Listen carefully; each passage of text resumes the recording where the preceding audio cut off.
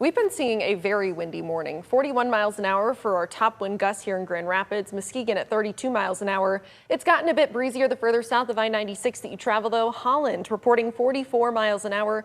Moral of the story, it's a windy morning and still a windy afternoon with a wind advisory remaining in place until 9 p.m. heading into this evening. Some pretty strong winds on the way as those continue to pick up into the afternoon. A lot of our wind gusts could be exceeding 45 miles an hour, getting closer to the 50-mile-an-hour mark, especially the further south that you travel. That's because it's going to be closer to the system that's bringing us these windy conditions in the first place. We will continue to see some pretty gusty winds into this evening and lasting overnight.